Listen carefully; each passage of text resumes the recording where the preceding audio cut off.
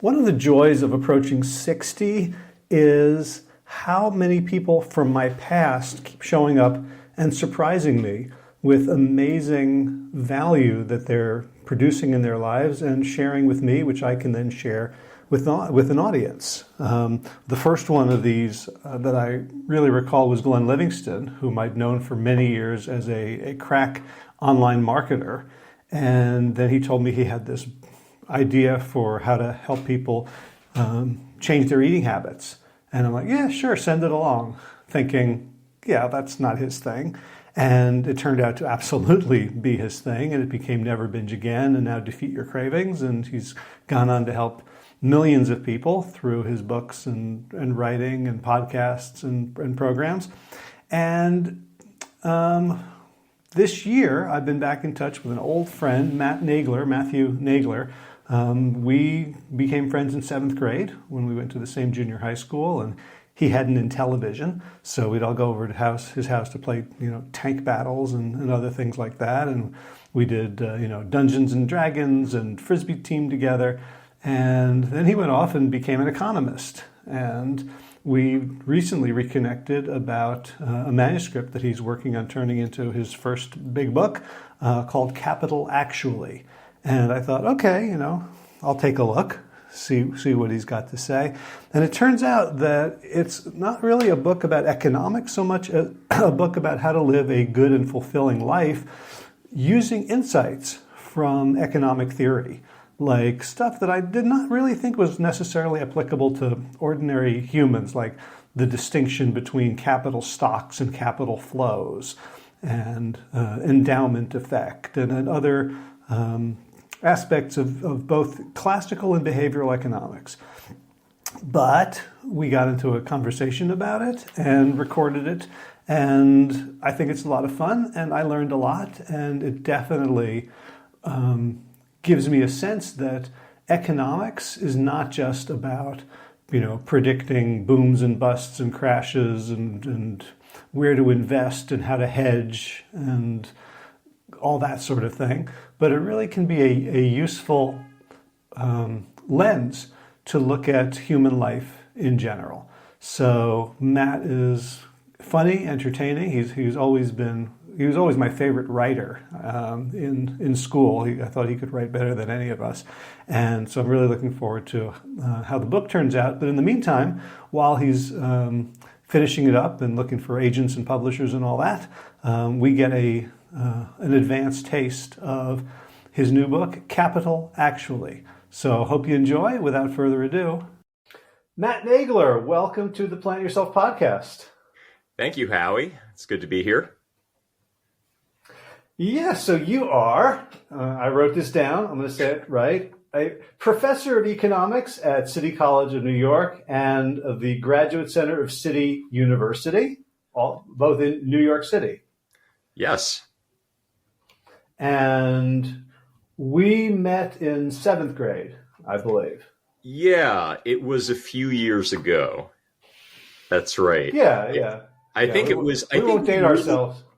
Yeah, I was going to say, I think we really kind of became friends in 8th grade. I think it was kind of when Chris Klimowitz kind of broke the ice for me, because I think you all kind of viewed me as this irreparable nerd because I hung out with some unmentionables. And then I think in 8th grade, Chris helped me rehabilitate my image, and then you guys were willing to be friends with me. Okay, well, I'm going to let that pass, but that's not how I remember it at all. I don't think I was really hanging out with the football team myself. So well, there's a story that we won't go into about that as well. Yeah. Yeah. Let's leave all that in the past. But it's been a long time, and the thing I remember about you. First of all, that your writing was always so good that I was secretly jealous, and then I remember you were the reason that I stopped believing in standardized testing, because I remember you didn't do a great job on SAT English, and you were the best writer and reader I knew, and I was like, you just took a long time to think. and tests are bullshit. Yeah, I had kind of a big spread between my English score and my math score in the SAT, something on the order of like 200 points, which is crazy big. Well, the good news is that my English kind of came together a little bit later, and I've had like, I think when I took the GREs, I did much better. So, Yeah, but like that really liberated me from a lot of bad thinking about what scores meant. So I've always appreciated you for that lesson, even though you might not have wanted to be the impetus. yeah, no, you're very kind about my writing, by the way, Howie. I still remember what you wrote in my yearbook. You actually wrote in my yearbook about how you consider me a great writer, which I thought was really great praise coming from you, especially. And what I thought was really kind of neat about what you wrote in my yearbook is that you actually you put a footnote. You actually, with your handwriting, with your pen and everything, you actually wrote a footnote in there, and you attributed something to our teacher, Mr. Lasco. I thought that was great that you actually had your citations all lined up properly. I missed my calling as an academic.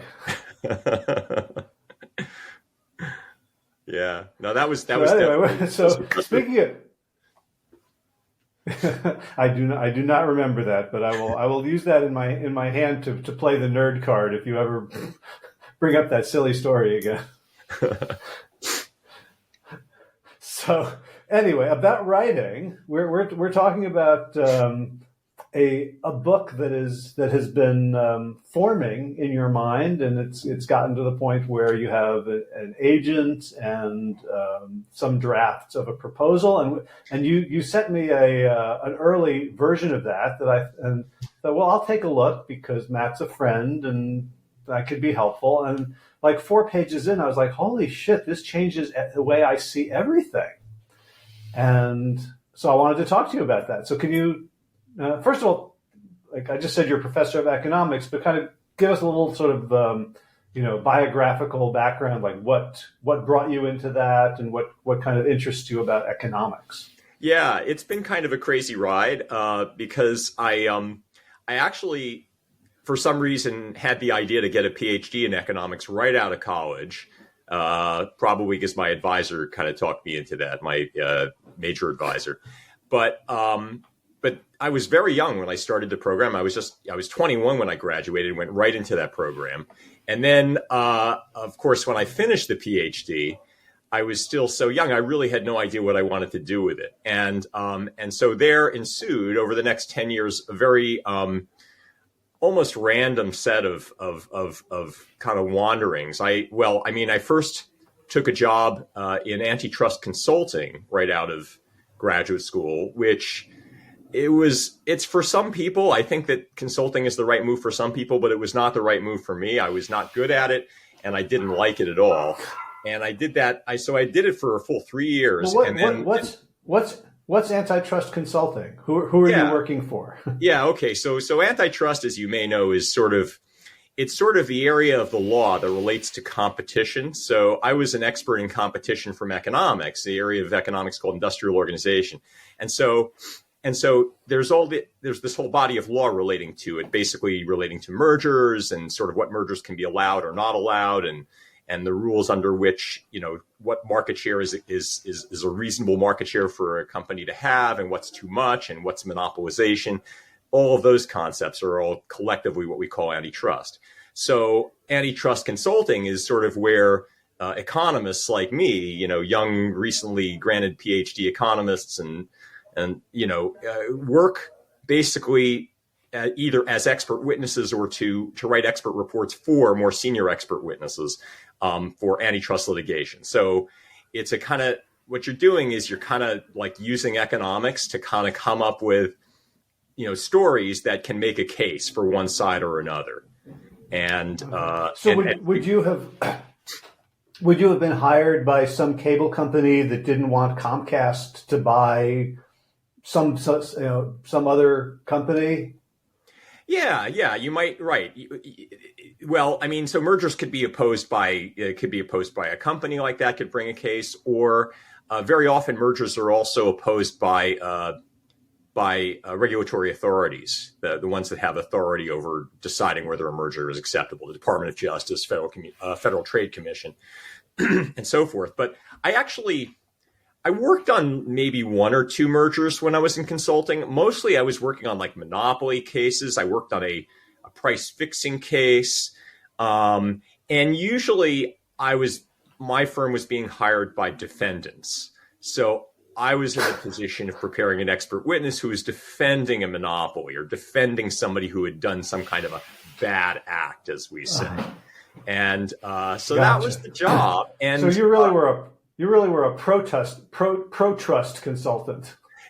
That's right. In the world of antitrust, I was a pro-trust consultant. That's right. Yeah. So, and okay. I'd say, I don't know, what about it wasn't it for me? The thing is, I kind of didn't really necessarily realize at the time, but what I kind of got into graduate school for and the whole academic track was I was just naturally, curious, and I like challenging problems, and I like to really to challenge myself intellectually. And for me, antitrust consulting was never that great of a challenge. It was all kind of just like using really basic stuff to try and make a case. And so, every so often you do something kind of interesting, but it was a very small percentage of the time. And mostly I was like going through huge boxes of documents and stuff like that. And I just, I don't know, it wasn't for me. It's for, like I say, it's for some people. Some people really think this is very exciting stuff, but it was not for me. I got into it for the wrong reasons. So. Yeah. Well, the other thing that comes to me, and I hope I'm not outing either of us by saying this, is that we both come from very progressive left-wing families. And I'm wondering whether the work you were doing, felt okay, to be on the side of the bigger business, the biggest business, the monopoly. Was any of that at play for you? To some degree, yes. I was definitely aware of that. I was aware that the people I was working with were really kind of buttoned down. And again, I was very young at the time and I hadn't totally figured out who I was. I mean, I knew I had this background from my family, but, I went into work wearing button down shirts and I couldn't honestly tell you that was against my identity because I really hadn't formed my identity. I was 27 and I still hadn't figured it out. I mean, maybe some people figure out who they are by that age, but I still really hadn't figured it out. And so I think something about it was a little bit uncomfortable for me, but it's interesting because it wasn't on the surface. I mean, my father, was alive at that time still, of course, and he knew what I did, and he didn't have any moral opposition to it. He didn't think there was anything wrong with it. And in fact, my father by that time had kind of moved on from a lot of his very kind of socially conscious activities, the sorts of things he had done when he had kind of a more make the world a better place kind of career. He was at that time himself working for a law firm. And he was, by his own admission, he's basically said, okay, I've had enough of all this other stuff. I just want to make some money now. And, well, looking back, I mean, that itself, to hear my father say that sort of with my own sense of who my father was kind of disillusioning. But, everybody's got to make their decisions for themselves. So anyway, I wasn't getting any pushback from my dad on this whole thing. And maybe just for your listeners, I'll just sort of, since we've talked about, having these kind of leftist backgrounds, I'll mention for the record what my dad did. So probably the most iconic thing he did was for 12 years. Yeah, it was 12 years. He was the executive director of the New Jersey chapter of the American Civil Liberties Union. So he headed up the New Jersey office. Did that for 12 years. And those were my formative years. And then from that, he moved on that's where I remember him. Yeah. And then he moved on. When we were in high school, he was actually working in Washington, D.C. for the Migrant Legal Action Project. So he was actually he was working for a nonprofit that was providing legal help to migrant farm workers. And it's at that point that he kind of did his about face and he went to work as corporate counsel for a technology law firm. or actually, I'm sorry, no, he wasn't at a technology law firm. He went on to a law firm later, but he was corporate counsel for actually a firm that was that in the technology sector. Gotcha. Yep. Yeah. So. Yeah, and that so was interesting. That time was weird for me because I'd had this idea of who my dad was, and then now look what my dad was doing. So, yeah. All right. Well, let's continue with your trajectory. So, antitrust consulting for a while, and then where? Yeah. So, antitrust consulting for a while. Then I went to work for the Federal Communications Commission, so federal government. And that was kind of a natural step for me in some ways as sort of an exit strategy from antitrust consulting, because because having worked on actually I worked on a telecommunications merger when I was in antitrust, and so I was kind of had this natural way of selling myself to a telecommunications regulatory agency, and also it helped no doubt that my PhD advisor was the chief economist at the time, so that was a natural move for me. At the FCC. Yes, at the FCC. Yeah. And so I worked at the FCC for 2 years. I enjoyed that. A lot of smart people there. A lot of people who really were trying to do good. And just, the whole being at that age, sort of about 30 years old, working in Washington was really a great place to be as well. So where did I go from there? So that would have been like so that would have been like 95, 96. Yeah, that was in fact 96 to 98. Okay. And then there was a lot going on in those at that time. Yeah, well, there was in the telecommunications industry. I don't know how far we want to go into this, but it just so happened that Congress had just passed the Telecommunications Act of 1996, which was a big deal. It introduced competition to a lot of areas of the industry, and the FCC was charged with doing a whole lot of stuff. So it was an exciting time to be at the FCC. I mean, there were a lot of new people who had just been hired, and we were all trying to deal with how everything was changing. And there were a lot of mergers. And I, because I'd had this background in antitrust, I kind of got put on what you could call the merger strike team.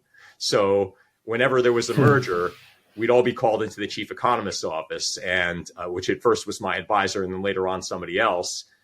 Mike Reardon, who I was a professor at, where was he at the time? I think Northwest. No, he wasn't at Northwestern. I'm sorry. He was at Columbia University, right? And so I worked with him very closely, and then his successor. So it was fun. I got to work on some interesting stuff there. Gotcha. All right, and then. And then, then I took a job in New Jersey working for a satellite communications company in marketing. Like I said, Howie, I was wandering. As one does. I was wandering, as one does, yes, especially with a PhD in economics, right? So I wasn't sure what I wanted to do, but one thing I knew I wanted to do is I didn't think I had done such a great job in consulting. And I felt kind of the need to prove myself in the private sector and to prove that I could hold down a job in the for-profit sector and do well at it. So I took this job, and they were happy to hire me because they were impressed that I'd been at the FCC. And it also gave me a chance to move back to New Jersey, which is where I just got married, coincident with that move as well. And my new wife had taken a job up in New Jersey, so it gave us a chance to live together up here in New York, or in the New York area. And so I did that for it's funny, I did that for about 4 years. In fact, almost exactly 4 years, with a little break in the middle of a year, which occurred. I'll give you the dates of the break, and you can kind of guess what I was doing. I was gone from that company from February 2000 to February 2001. And what I was doing is I and four friends of mine started up an internet startup company. Oh, wow. On Silicon Alley in New York? Yeah, kind of. We weren't in New York. We had our office space in Summit, New Jersey. Actually, we also did have a little satellite office in New York, but I almost never went there. I was going to Summit, New Jersey. Yeah. So we had this idea, and we had all, like everybody does who does a startup, you have a business plan, you have revenue projections, and the revenue projections showed clearly that with the stock options I had, I was going to get very rich, and of course that didn't happen. Because I'll just say, at that point in 1999, I was hired as a marketing director for a consulting company in New York, and a lot of our early clients and prospects were these Silicon Alley firms, and none of them had revenue projections. Like that, they the had fact projections, that you had revenue projections. Well, a projection is one thing. You can project anything you want, but the question is, can you actually get the revenues? And we actually did have a paying client for part of that time. We had one paying client, so we did have some revenues, and that was a big selling point. But at the end of the day, the revenues were not covering the costs, and it didn't take off from there. Yeah. Also, our timing was kind of late. We were, as I said, we launched early. Well, we launched a little bit before. I think a couple of my friends were already on board in late 1999. I joined the firm February 2000. And that, if you remember, was kind of, if you will, the Cretaceous period of the internet boom. So we were coming on just as the comet was kind of making its way for the whole industry. And it was March. I only had March 2000. Everything. Yeah, 1 month after I joined this company, there was a big crash. Yeah. That's right. Yep. That didn't immediately dry up all the money, but it dried up a lot of the money. And so by the beginning of 2001, I had pretty much decided I wanted to move on from that and move back to something a little bit more stable. Among other things, we were expecting our first child.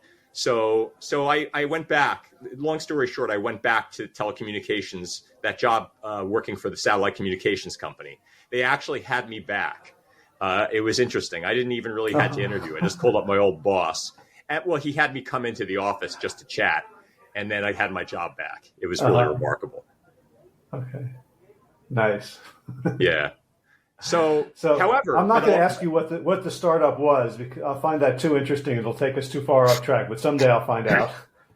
Yeah. Okay. So let's not go into that. You can look it up. It's a company called ZREP. In fact, who knows if you'll find anything if you look it up. Actually, if you Google ZREP, ZREP, you're probably going to find the patent that we had issued on our technology, because we actually filed a patent, and I'm the main person named on the patent. I'm the primary person. In fact, one of my primary jobs was basically to write this patent, working with a lawyer, and I spent about a month doing that.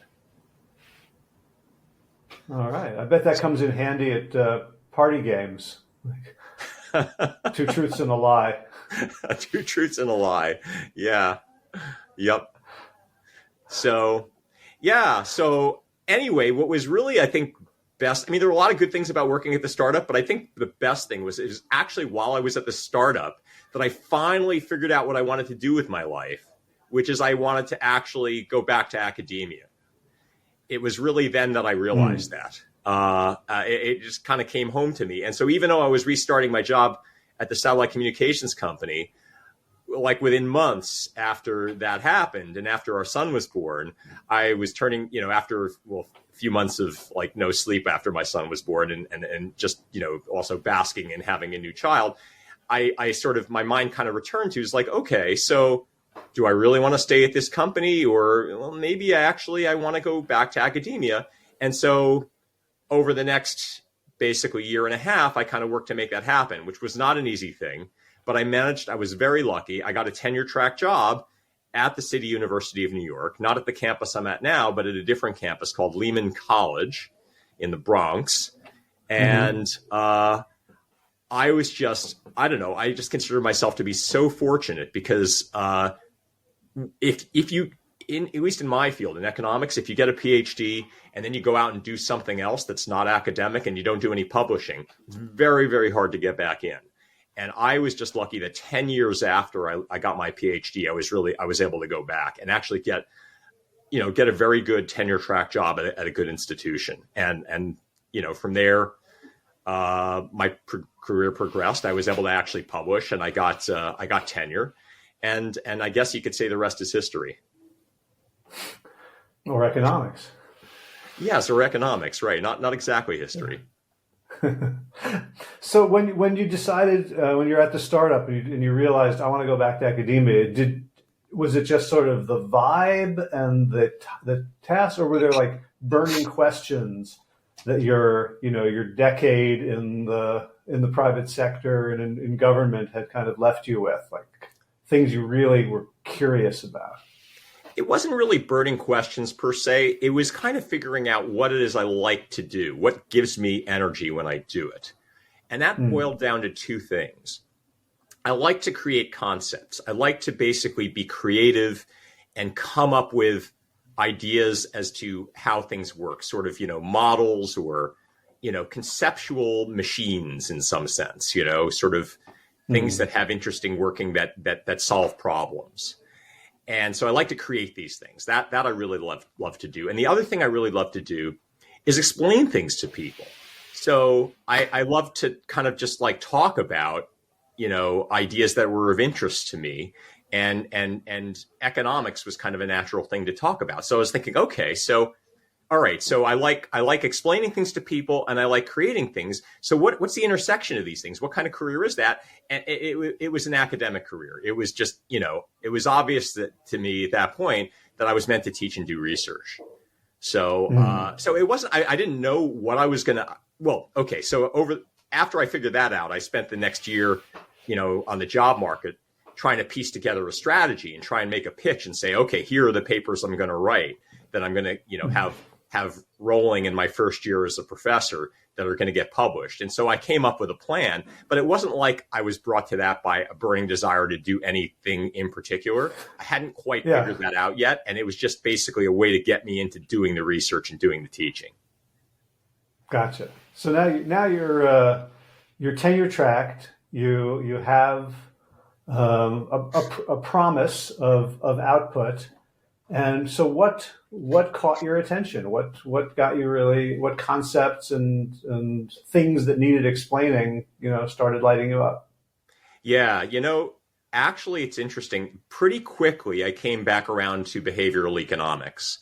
And I say came back around to it because when I had been in graduate school, I had sort of discovered this area of economics for myself.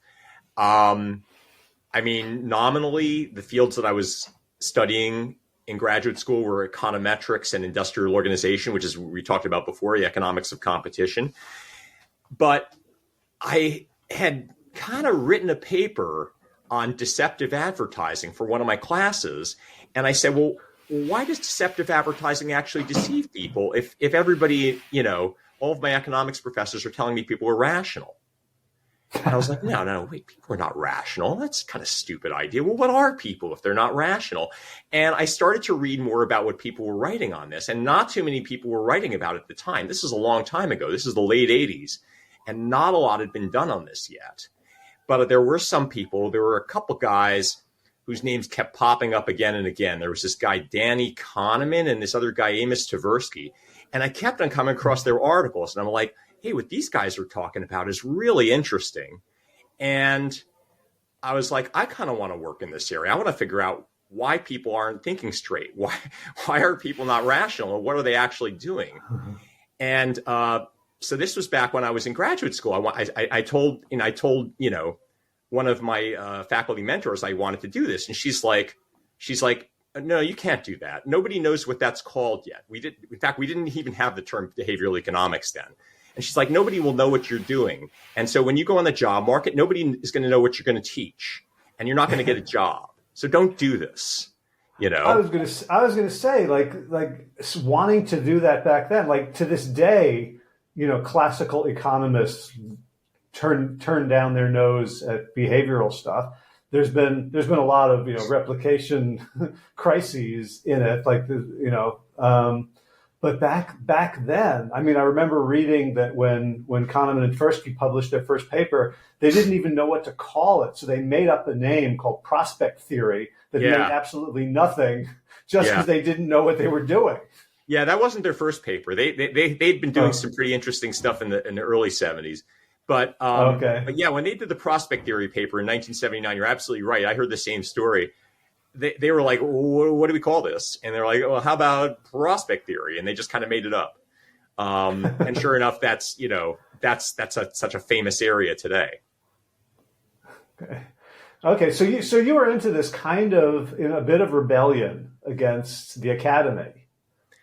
Yeah, I wanted to do this, but actually I kind of let, that mentor and some other people talk me out of it. But well, I mean, I didn't entirely. I let her talk me out of doing that as my dissertation, but Mm-hmm. I still wrote the paper that I'd written for that class, working with another mentor, a guy named William Dickens, who actually was doing some of what you would now call behavioral economics back in the day. Under his advice, I actually submitted it for publication at the Journal of Public Economics. And after, some back and forth, it got published. It was my first publication. And that's a pretty good journal, actually. So I was really excited about that. But it ended up not even being part of my dissertation. My dissertation was really on competition issues, the kind of things that kind of lead you to a career in antitrust. Uh-huh. So it was later on. So again, this was kind of a flashback, right? We were talking about what I did when I first took, returned to academia, and I was working as an assistant professor. So how did I figure out what I wanted to do? Well, I remembered kind of this interest in behavioral economics, and I really kind of quickly gravitated back toward it. In fact, I remember right around that time when I was just coming back to academia, I even sent an email to Danny Kahneman, who was at that time at Princeton. I'd actually known Kahneman when I was in graduate school, because after I figured out, hey, who's this, him and Tversky, who are these great, guys doing this really interesting stuff. Bill Dickens told me, my mentor in that area told me, he's like, well, Kahneman is actually now on the faculty of Berkeley in psychology. You should go audit his course. And so I ended up meeting him. And he even, he read this paper that I submitted to the Journal of Public Economics and gave me pointers on it. So I'd known him. So I reached out to him when I returned to academia, but my timing was terrible.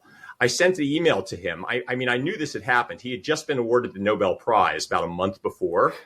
And so I'm like, gosh, I'm going to still try and reach out to him. So I sent him an email, and I wanted to get his advice on, and basically on my career now that I was returning to academia. And he actually responded to me. He said, I'm sorry, I don't have time to respond to your email because I have to go to Stockholm.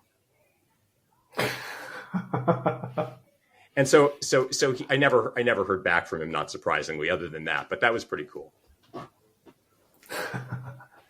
Wow. All right. So I kind of want to maybe explore the rest of the research in terms of the book manuscript that you're working on, and the what I saw. So maybe we can kind of backfill by jumping right into you tell first the book title. Capital Actually. Yeah. So this is a book. Okay. So it's a book about capital nominally. So what is capital?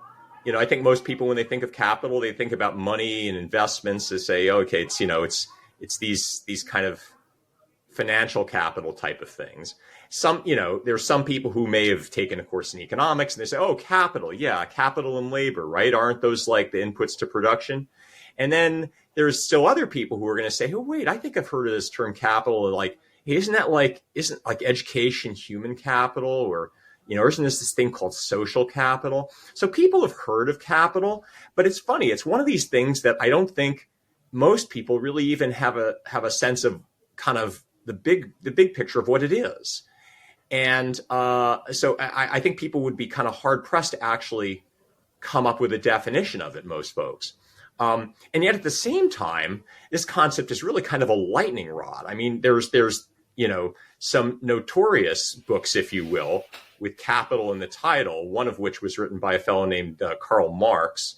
And that has elicited some very strong reactions. And then also more recently, there's a book, the book, of course, that probably your listeners, viewers are familiar with, by Thomas Piketty, Capital in the 21st Century, which is a kind of a a new look at capital, but in a lot of ways, it's similar to Marx's book and to that sort of perspective, in that it addresses mainly inequality and class struggle in some sense. So these are very, obviously these topics are very controversial and they're lightning rods. Some people feel very strongly about the problem of inequality. Other people say, think that it's that's not where we should be putting our attention. And then on the other side of the spectrum, there's also books about capital that are all about capital accumulation, basically telling you how you can get rich. So they kind of, they lionize capital accumulation. So it's either one or the other. So when people think about capital, they think about these kind of, extreme views that people feel politically charged about. My book isn't about that at all. It's not about either of those things. It's really more a book about how to, what makes a life well lived. So in some sense, I write this as an economist, but it's almost not even a book of economics. So you just made a huge jump in my mind from all these economic terms, money, investment, input to production, to a life well lived. What on earth does capital, understanding what it is at this more fundamental level, have anything to do with the quality of our lives? Yeah. So the key thing is to actually come up with a definition of what capital is. As I said before, most people probably wouldn't be able to define that. They can say, well, I think it consists of this or that or the other thing, but what is it? And so capital, I think if you were to come up with a sort of a basic definition of it, it's anything. It consists of anything that is a durable store of value. So what does that mean? It's basically anything that lasts and that has some value, mainly to humans. Okay. So, all right, money and investments, clearly durable stores of value. But if you think about it also, things like a car or a house are also durable stores of value. And if you think even more about it, you say, hey, well, wait, my education is also a durable store of value. I've gotten this college education and postgraduate education, and these things have some value to me, not just in terms of making money, but in terms of enriching my life. But as you dig even further, you realize that it's even more pervasive than that. Capital includes your physical body, the fitness of your body. So when you exercise regularly, you're building capital. You're building an ability, something of durable value that will allow you to do other things like play sports well and live longer and things like that. So your body is capital as well. Your health is capital. Your relationships with people are capital. And so it's like almost everywhere you look, there's capital of some kind there. It really pervades every aspect of our lives. And there's, so that's kind of exciting. But then what you realize as you think about this is, gosh, in some sense, I'm really dependent on capital. And in fact, if you think about all the things that capital is, if we didn't have any capital, we wouldn't even be able to survive. I mean, if all the things, such as my physical health, if I didn't have those things, I'd be dead. So capital is essential to survival. And also, and perhaps equally startling, it's essential to our identity. Everything that I think I would use to characterize who I am, probably most people would use to characterize themselves, involves some aspect of their capital. Your occupation, what you know about, your strengths, your qualities. All of these are elements of durable stores of value to you. It's your capital that defines you as who you are. And so without capital, you have no personhood. So it's something that is terribly essential to us. So this is kind of where I think in the book, I really transition to our relationship to capital and how fraught it is. And this is what concerns me. This is the main concern of the book, is that there's this thing called capital that we don't even, most of us, it's not like on the tip of our minds, and yet it controls the way we live. Much of our lives is lived, I believe, for many of us at least, is lived in fear of what our lives would be like if we didn't have X, Y, or Z. Like, if I woke up tomorrow and I lost my job, or if if suddenly I went into a room and people didn't know who I was. These are very deep-seated fears. They may not be on the surface of our minds, but they're there, and they have to do with capital. And in some sense, capital is really ruling our existence, and it's sort of a lot of our lives, for many people at least, I think, is lived out of basically trying to avoid vulnerability, trying to avoid this situation in which I'm either not going to have these critical elements of capital that I rely upon, or this aspect of identity that I rely upon. That's it. So I want to push back a little bit on the definition. To maybe stress test, because one thing that came up for me is like, is that definition so broad that it doesn't exclude anything? Like if that's capital, then what isn't? Yeah, I mean, so capital. Well, I'll tell you one thing that capital is not. Capital is not what you actually are doing in the moment.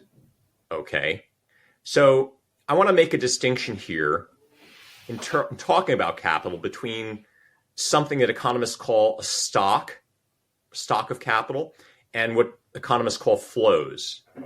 Okay, so the stock is that item of capital, all of those things that I've been talking about, which may sound very expansive, but these things that you have that are your source of power or your source of value are stocks. But flows are the things that you do. It's the enjoyment of a conversation like the one that we're having, or the enjoyment of playing a game of ultimate frisbee, or any kind of activity, anything that you get benefit from just in the moment, just doing something. And that's not capital. That's a very different thing. And in some sense, these flows depend upon capital. You can't play ultimate frisbee if you don't have some level of skill at throwing the frisbee or some level of physical fitness. But when you're in the flow of it, when you're actually doing it, you're not thinking about your stocks at all. You're just kind of doing what you're doing. Now, I don't know if I actually sometimes I do think. I think I may have dodged your question. Well, you I don't think so. I mean, you talked about ultimate frisbee, which is all like like throwing me a very juicy bone. But what came up for me when you said like, okay, so that the flow is the experiential ephemera that actually is the warp and woof of life.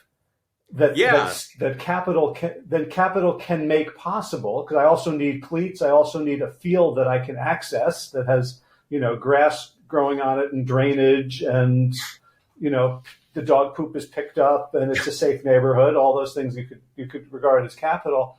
But what got to me is like, there are moments when I'm playing when I do think about my stock, and that's when it's no more fun.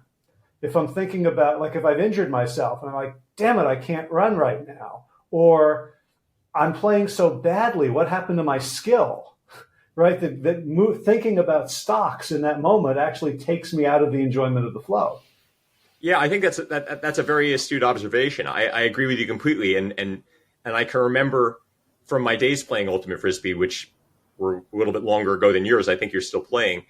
I still remember that I was most enjoying it when I wasn't thinking about my body or about what I had, but if something, right, if you realize that you have a pain in your body or something, or you start thinking about things rather than just doing, that's when you lose your enjoyment. And I think I think also I want to go back to, you used the word ephemera. That's such a critical part of flows. That's exactly I think what they are. They're ephemeral. That really sort of characterizes what a flow is. The enjoyment, the things that we do are fleeting. They're in motion. They're dynamic, and you can't just kind of freeze them and just point to them and say, there it is. That's a thing. It's kind of a dynamic thing that is by its very nature is fleeting. And yet all of life, all of the stuff of life is really in those ephemera.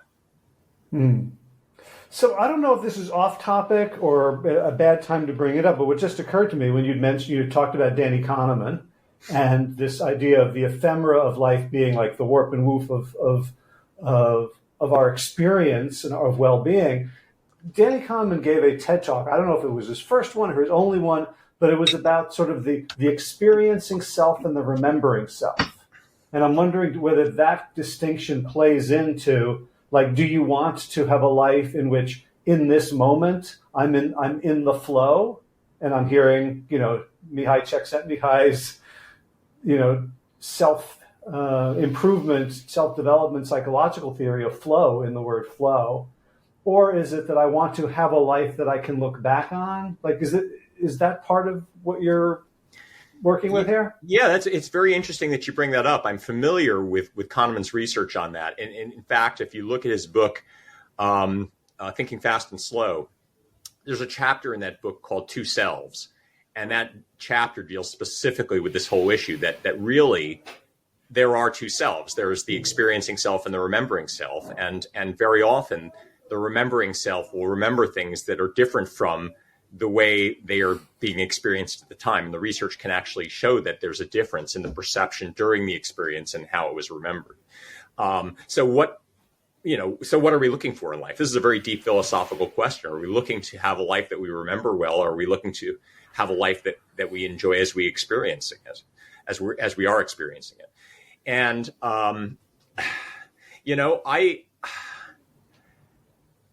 I think that we want to have both, but I think that I tend, at least in this book, to come down on the importance of experience in the moment. I think that in our society today, perhaps we put too much emphasis on memories, on the remembrance of things.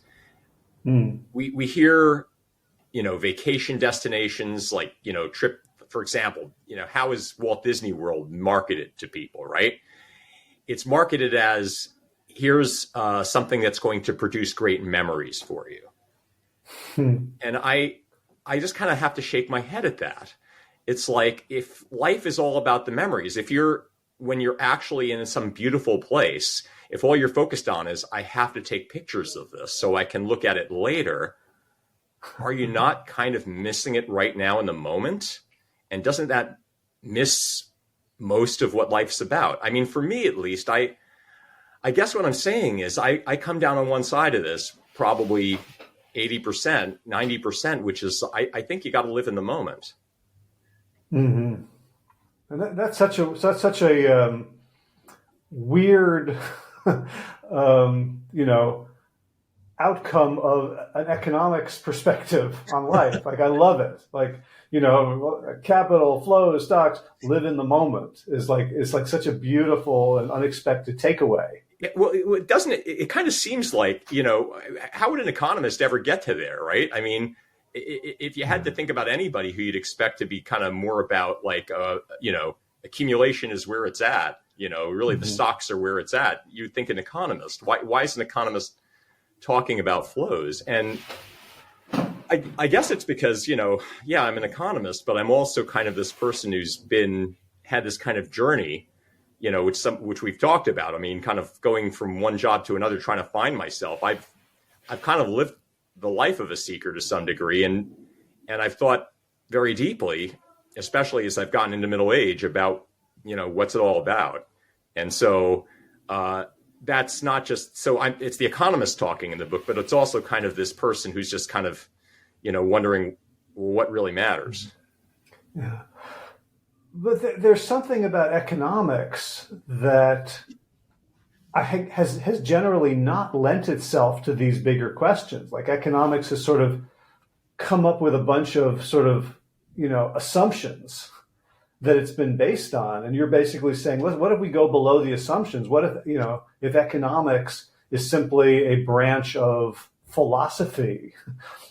right? And we have experiments we can run, and we have data we can look at. But what if economics was not just in the service of GDP or equality, but in the surface of something deeper, there's like the happiness index, but something even more fundamental than that, which is what you said when we started talking about this. What is a life well lived? Yeah, and I think that may sound kind of revolutionary, but it's really not. I mean, gosh, of all people, Adam Smith actually already had the idea that economics should be a branch of philosophy. So everybody thinks about his book, The Wealth of Nations, which is the one in which he talked about the invisible hand. But he also wrote another book, actually an earlier book, called A Theory of Moral Sentiments. And that book, I mean, some people consider that to be the first book of behavioral economics, because it's really about how the activities that we normally consider in the purview of economics, how they intersect with psychology and philosophy, and really, how you really can't distinguish one from the other. But more recently, I think there's definitely a groups of economists that seem to care, that have taken an interest in the more philosophical side of economics. I'm one of those, but there are other people who are really interested in sort of more moral issues, and how the decisions that we analyze in economics relate to morality and to other philosophical areas of inquiry. And so you have a number of universities, including some very prominent ones, have programs in politics, philosophy, and economics, what's called PPE. And that really unite those three disciplines. And in fact, there's a politics, philosophy, and economics society, a PPE society, that has an annual conference that I attended last year, and presented a paper there.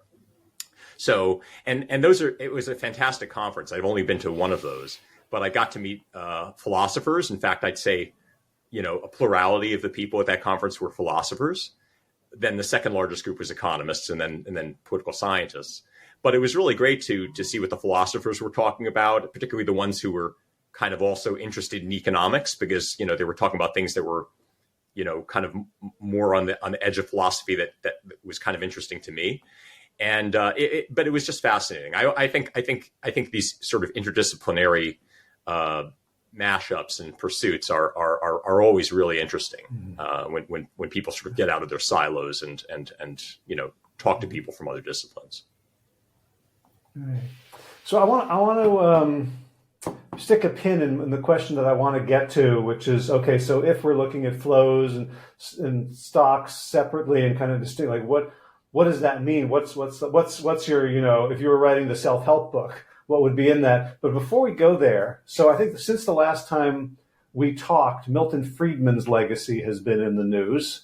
Probably the most, famous economist of the late 20th century, very media savvy, very invisible hand, part of the Chicago school, and really about lionizing another word that's extremely charged, capitalism, which, as I understood it, was like that the purpose of capital is to make more capital. Yeah. And I'm wondering, how does your thinking and your work on capital relate to capitalism?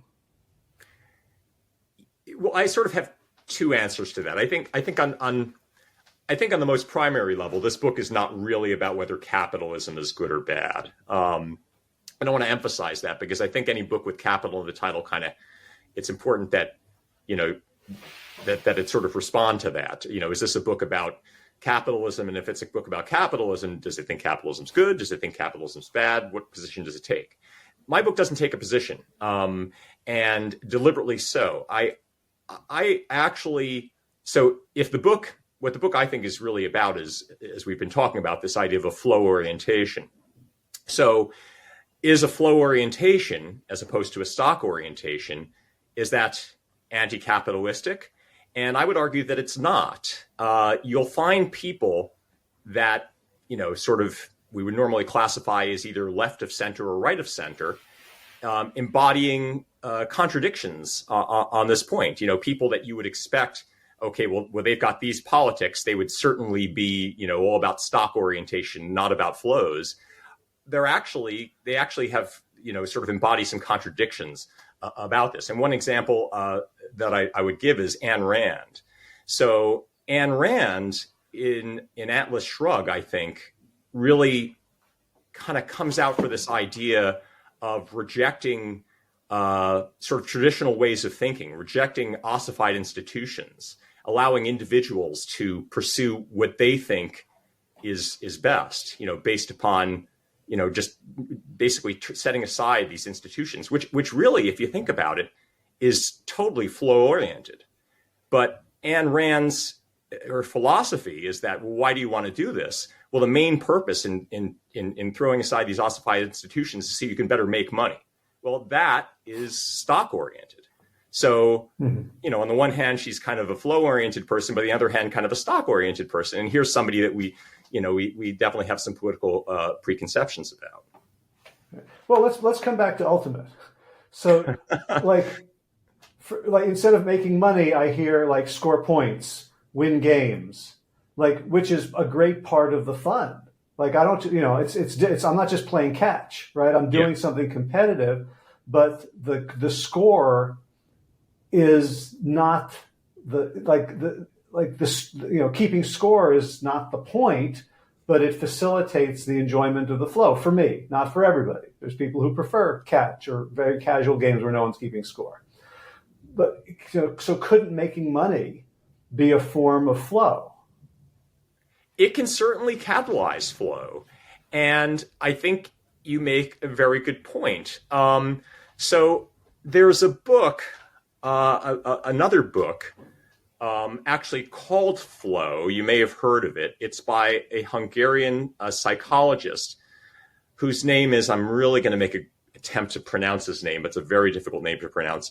Mihaly Csikszentmihalyi, I believe is his name. So if you read his book, it's interesting. He says that, the best way to have optimal experience is to be involved in an activity that provides sufficient challenge, but not excessive challenge, that where the challenges are matched to a person's abilities and skills. And so a great game of Ultimate Frisbee is a flow experience, based upon Csikszentmihalyi's concept of flow, because it is challenging. It pushes us to use our skills to the limit, but doesn't push us so far that we feel completely disoriented. It's just the optimal level of challenge. So how do you create these conditions of flow? Well, as Csikszentmihalyi suggests in his book, very often a competitive activity, an activity which has a goal oriented around it, can produce this conditions of flow. But paradoxically, the focus on the goal itself can actually ruin the experience of flow. If you're overly focused just on winning games, so that becomes the be all and end all, the flow is gone. The flow requires, to experience it, you do need that level of challenge that is often created by having a goal. But the goal cannot again be the be all end all.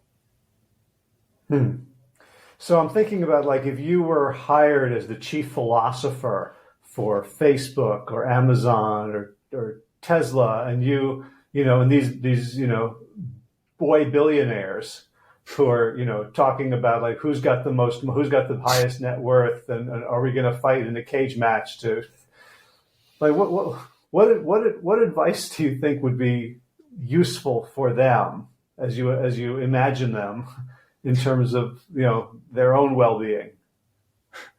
Well, I'm just getting this visual of, like, what would it be like to, if somebody offered me the job of chief philosopher for like Tesla or Twitter or something. I mean, would I don't know if I'd even want to go to work for him. But I mean, but what kind of advice would I give? I think yes, I think that, well, here's the thing. So having a flow orientation, experiencing flow, is in some sense an optimal experience. But I think that it alone is probably not sufficient for what makes a life well lived. I think it's important also to have a deep moral sense. So you can, have this kind of great thrilling life and thrilling experience by challenging yourself constantly, but the challenges can be empty. And if the challenges don't ultimately mean something, if you don't feel like you're part of something larger, you're probably missing, something that you could be getting out of life for your own perspective. But I think also you're missing some of the general point, which is we don't just live for ourselves. Mm-hmm. And indeed, actually, I want to say that the book, my book, doesn't just talk about a flow orientation from a personal perspective. It also sort of takes it the next step and says, well, what are the implications of this for how we live collectively, for how we relate to others, for how we build our societies? And I think there are very important implications there that just as an individual can adopt a flow orientation, so too can a society. So too can we as in the institutions that we create together. What that reminds me of is around 2007, 2008, I was just starting to have a really good marketing career. I'd published a book and people weren't asking for references anymore. And I was really kind of getting into I could really do this business thing. And then I came across this book called Tropical Nature, which was a book of, it was basically a natural science book written about the tropics and different animals and plants and ecosystems. And it struck me, it was just a beautifully written book. And it struck me that, what I was looking at, business, is a subset of biology. Right? Like everything we do, everything humans do is we're just, we're still biological creatures living on a finite planet. And one of the things that the book kept saying is every species in that book, after, billions of years of evolution, only the species that benefit their environments, net, are still around. And the only species that is not a net benefit to its environment is humans, and we may not have that much of a runway to get it right. And kind of what I hear you saying is one of the parts of economics that I think in terms of classical sense, in terms of Homo economicus or rational selfish man, is that selfishness really isn't rational over any kind of longer time frame. Yeah, no, it's interesting that you bring an evolutionary perspective in on this, and that you also bring up selfishness, because I'm going to be very tempted to take this on a tangent, because I'm actually doing some research completely separate from the book on altruism, and specifically its relationship to a behavioral economic phenomenon called the endowment effect. And what I've found in some earlier experiments, this is an unpublished working paper I've done with some folks at the University of New South Wales in Sydney. We found that people who demonstrate in these laboratory games, they demonstrate altruistic behavior, actually have a reduced tendency for this thing called the endowment effect. And what that means, without sort of going into too many different things, it means they're actually one thing it means is that they're actually fitter participants in markets. People that don't exhibit the endowment effect are actually going to be able to take advantage of gains from trade that other people can't. So can you describe the endowment effect in a couple of sentences? Yeah, real quick. Okay, so the endowment effect, it's a result first found by Richard Thaler, the Nobel laureate, back in around 1980 in some laboratory experiments. So it's easiest to explain this just by telling you what experiments he did. So he took a group of Cornell students, divided them into two groups. Half the students received a Cornell T-shirt and the other half did not. Those who had the T-shirt were asked, what's the minimum amount that you would be willing to accept to give this T-shirt up? And those people who were not given the T-shirt were asked, what's the most that you'd be willing to pay to get a T-shirt like this? Okay. And remember, the students have been randomly assigned to these two groups. And what they found was the students that had been endowed with the T-shirts valued them about 70% more than the students who had not been endowed with them. just purely on the basis of being handed this T-shirt, suddenly you value it more. And this is called, so it's called the endowment effect, and it's been replicated dozens, hundreds of times in lots and lots of journal articles with all sorts of goods, not just T-shirts, but pens and chocolates and on and on and on. So anyway, we know that people behave this way. So what does it mean? Well, if you exhibit the endowment effect, it creates an unwillingness to trade in situations which would otherwise be advantageous to trade. And so it actually has implications for welfare in that some trades that should take place from the perspective of, well, they benefit people, just don't take place. So if it's in fact true that what my sort of early laboratory evidence is showing, that people who are altruistic have a smaller endowment effect, then altruists are actually, they have a level of fitness from the perspective of markets that other people don't have, which is a strange thing, because usually when we think about what we like about altruists is because they're nice to other people, but we think, then you sort of think about, Gordon Gekko from that movie Wall Street saying greed is good. Okay. Basically, if you're an altruist, you're a chump. You're not going to do as well in this dog-eat-dog environment. Well, lo and behold, it appears that altruists actually do better in the dog-eat-dog environment than the people who are greedy. So if that's in fact true, it's very interesting. And it says something about why maybe altruism survives. So coming back to what you're sort of talking about evolutionarily, sort of biology governs all of this. So one thing we got to ask is, why are people that are giving away things to other people, that would presumably make them less fit and less likely to survive? Why do these people survive? Well, maybe it's because there's something else about what they're doing that is actually conducive to their survival. Yeah, I mean, I'm thinking, just when you was talking about the T-shirts, like I just had this experience on a very sort of intense scale, having a bunch of my stuff in storage for 5 months and then coming back and looking at it and having all sorts of like incredibly, like from a market, from an economic perspective, totally irrational ideas about should I ship this? Let me guess. So you came back to this stuff and you're like, why did I even ever want this stuff? Was that what your response was? Or some of it was that. Some of it was, I really want this in Europe, and even though I could buy a new one, I would pay more money to ship the old one. Some of it was like I brought over a Mac Mini, which is basically a flat box computer that you then have to get everything for: keyboard, mouse, monitor, and I forgot the electric cable for the Mac Mini, which I'm not using. I have right now. I'm on a perfectly good laptop. I don't have a lot of space, so setting this big thing up would be a problem. But I keep going to my Amazon cart and trying to decide whether I want to buy the cable that I no longer have because I had it. Right. Right. But yeah. So I can tell, like, there's nothing rational. It's all about feelings for things rather than what decision will put me in the best position going forward. Yeah. Yeah. And what you're talking about there, one characterization of it is loss aversion.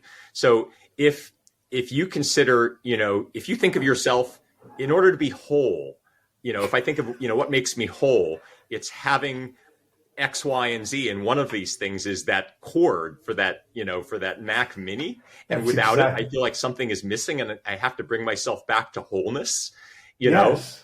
So, you're going to ask yourself, well, why is that? I mean, it sort of seems emotional, but there are theories that this actually has evolved into us, that there are reasons that we're encoded this way because it actually was a favorable trait at some point in the past. In fact, one of the theories is that back when people were hunter-gatherers, or sort of primitive societies had to kind of be clingy to this because the resources were so scarce that if you lost something, it could mean your very survival. So people got, sort of obsessed about maintaining their endowment.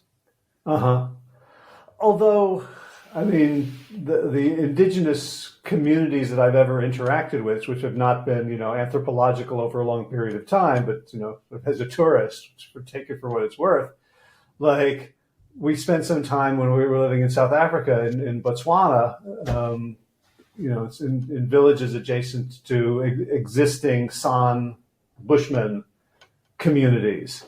And right, like, we'd go to the big mall and we'd see something like a cherry pitter or an avocado scoop or something like what we'd say, like, what would the San think of this?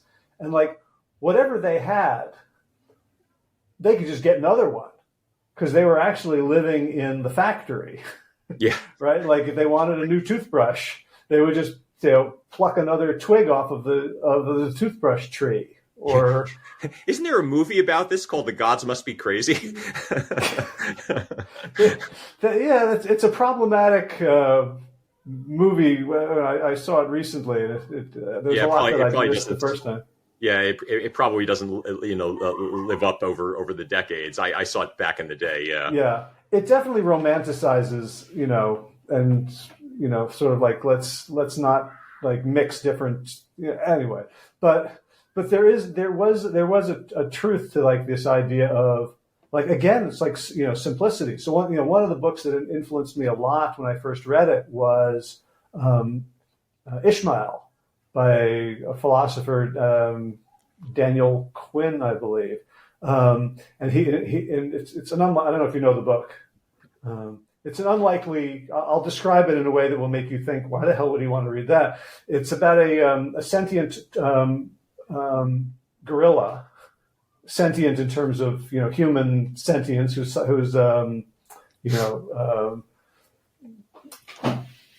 can communicate. What's the word? Psycho. Using like hand signals, or but I mean, how do? Because I've heard chimpanzees will do pictographs. Yeah, no, this is like fantasy. This is like I keep the word that keeps coming into my mouth is psychopathically, but that's not the word I'm looking for. Like ESP can communicate.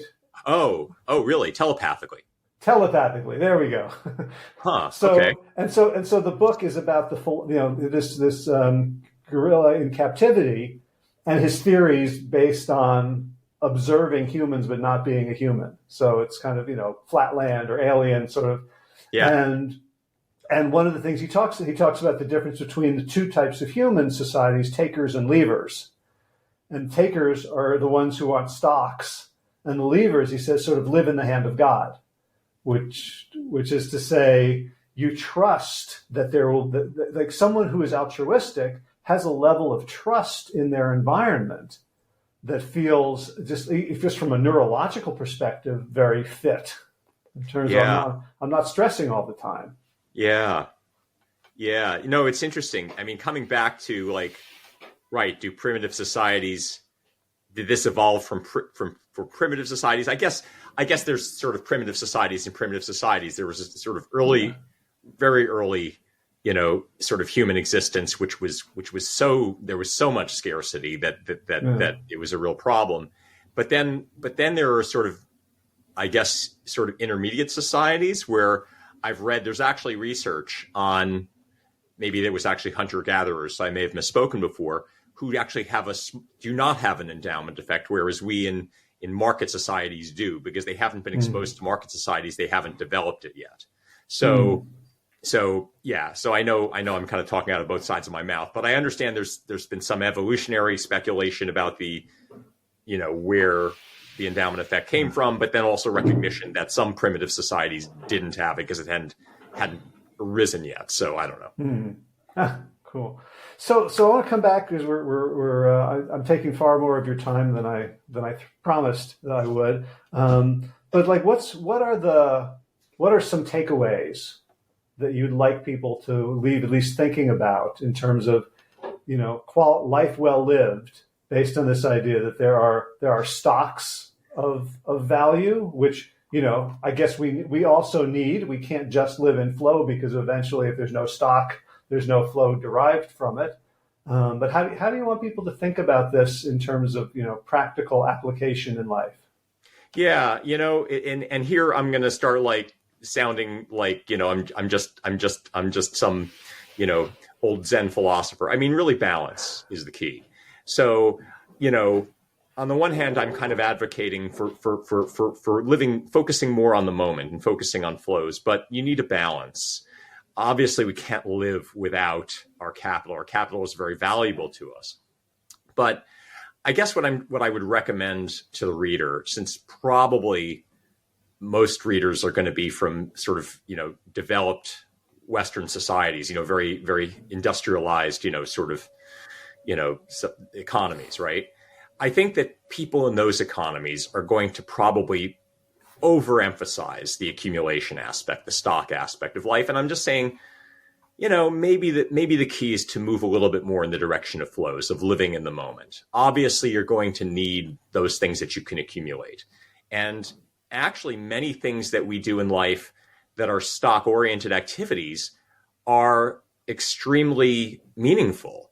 Having and raising children is a stock-oriented activity. We're building something, and yet it is enormously meaningful. So, I'm not saying don't be stock-oriented at all. I'm saying just think about achieving a balance. Think about maybe not being so obsessed with what you have and thinking more about what you do. That's so. Just sort of thinking about people that are in dire situations like that. Don't have a home. Are people who are so poor, their economic situation is so dire that they're just basically living from bill to bill. They're constantly thinking about how are they going to get their bills paid? How are they going to prevent themselves from being thrown out of their apartment or their home? There was very interesting behavioral economic research on specifically on how financial scarcity leads to cognitive scarcity. Because if you're trying desperately to make ends meet, it occupies all of your attention.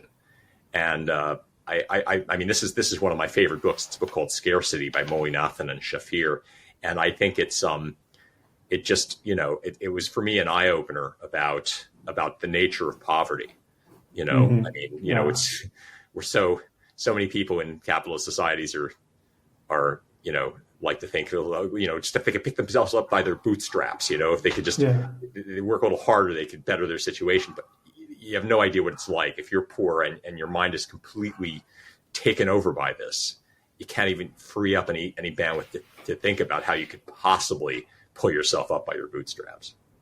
Yeah, and what's coming to me is that the scarcity that causes this kind of inequality, and you and I had a little brief conversation about inequality and whether billionaires are okay when we saw each other at the reunion a month and a half ago. But the scarcity mindset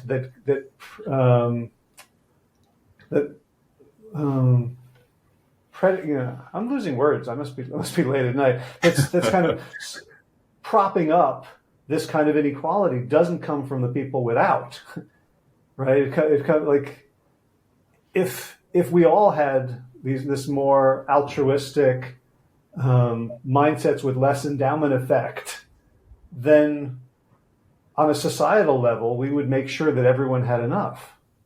Yeah, no, I definitely agree. There are some very important societal takeaways, and it's I'm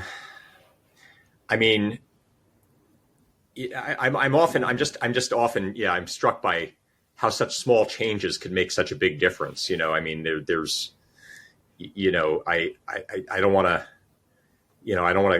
if I want, sort of want to preach specific policies, but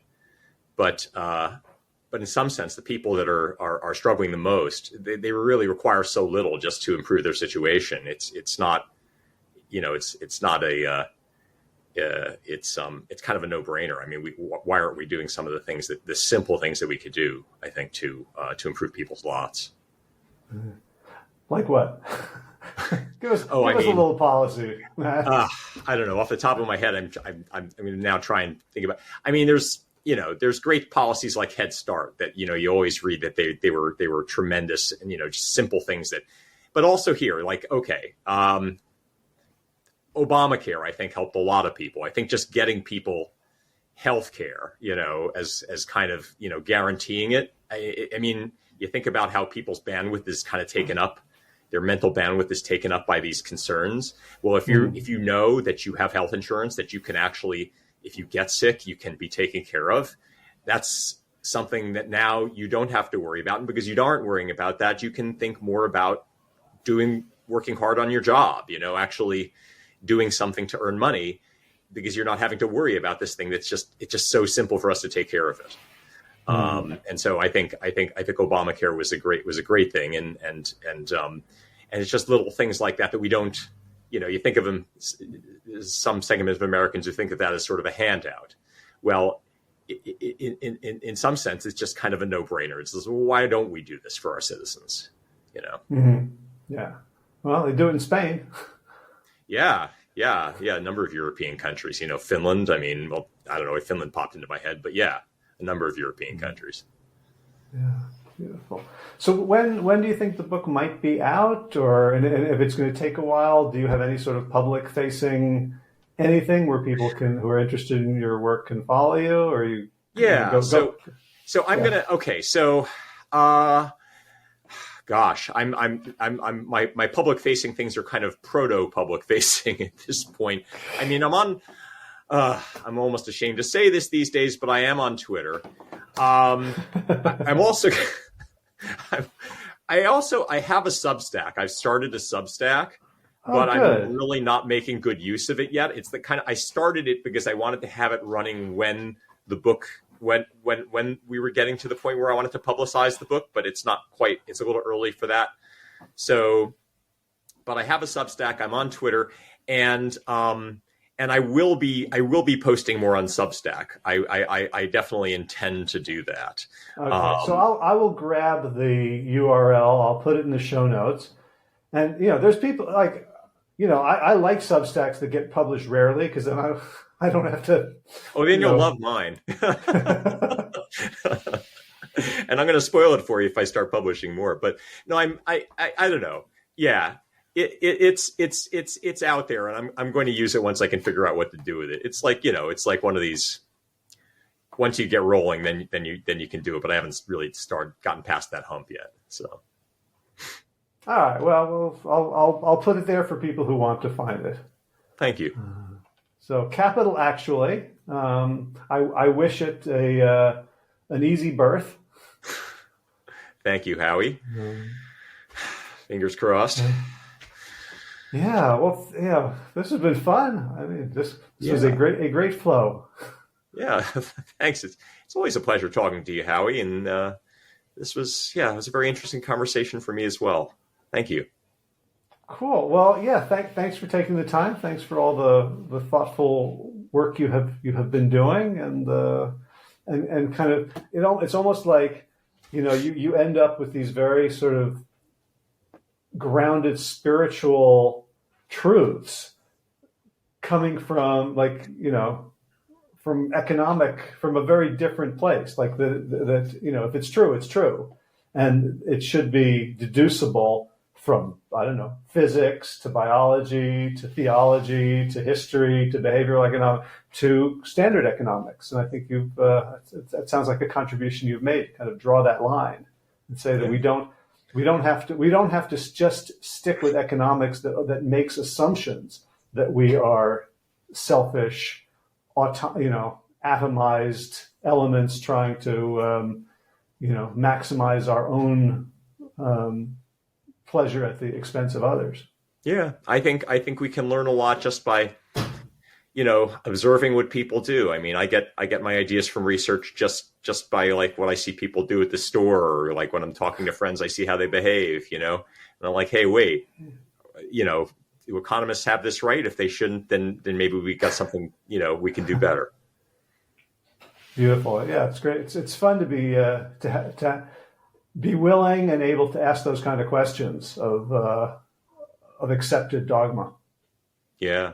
And it's one of the things I like about an academic career. So here I am. I finally come to my calling, right? And this is what I love about it. Yeah, you get to ask those questions. Awesome. Well, Matt, thank you so much. It's been a pleasure, and we talk again soon. Yeah, same. Okay, take care, Howie. See ya. Bye-bye. And that's a wrap. Show notes, including links to all the books we talked about in this episode, which range from Ayn Rand to Ishmael to advanced tomes on capitalism to really old books by Adam Smith and everything in between. You can find that at plantyourself.com/574. What's going on? Did a New Year's Day ocean plunge over the weekend. That was really fun. Well, I was on Monday, I guess, New Year's Day. Hundreds of people, celebrations, music, costumes, everything that I'd expect from life in this wacky beach town south of Barcelona. And it got me back into the habit of cold exposure. I had to kind of let that go for a while, but this morning did a cold shower. Oops, that was a bump. I'll turn that off while I finish this outro. So did that and working on stamina. So doing a lot of boxing and then running across the sand back and forth. So really working the VO2 max systems to help me get a little bit more energy going there. So that's about it for now. I look forward to seeing you, talking to you in a future episode. As always, be well, my friends. All right, time for thanks. Thanks to Will Ridenauer for allowing me to use his beautiful song Sabali Dawn, The Dance of Peace. You can find more of Will's music at his website, willridenauer.com. And of course, thanks to all of you Plant Yourself podcast patrons. Kim Harrison, Lynn McClellan, Brittany Porter, Dominic Maurer, Barbara Whitney, Tammy Black, Amy Good, Amanda Hatterley, Mary Jane Wheeler, Ellen Kennelly, Melissa Cobb, Rachel Behrens, Tina Scharf, Tina Ahern, Jen Filkanovsky, David Bizek, The Mysterious Michelle X, Elsbeth Feldman, Leah Stoller, Alan Christensen, Colleen Peck, Michelle Landry, Josina, Sarah Durkis, Kelly Cameron, Janet Selby, Claire Adams, Tom Franzek, Jeanette Bennett, Gila Cert, David Donahue, Blair Cyber, Dorona Vizov, Gio and Carolyn Argentati, Jody Friesner, Misha Rosen, Michael Warbeck, Aviva Lael, Alicia Lemus, Val Linneman, Nick Harper, Bandana Chawley, Molly Levine, The Inscrutable Harry R., Susan Laverty, The Panda Vegan, Craig Kovic, Adam Scharf, Karen Burry, Heather Morgan, Nigel Davies, Marion Blum, Teresa Koppel, Julian Watkins, Breed O'Connell, Sharon Hirschman, Linda Ayat, Holm Hedegaard, Isa Tuzinwa, Connie Hainline, Aaron Greer, Alicia Davis, Heather O'Connor, Carolyn Jensen, Sherry Olakoski of Plant Powered for Health, Karen Smith, Scott Marani, Karen and Joe Crabtree, Kirby Burton, Teresa Carell, Kevin McCauley, Elizabeth Rothschild, Ann Jesse, Cheryl Dwyer, Jenny Hazelton, Peter W. Evans,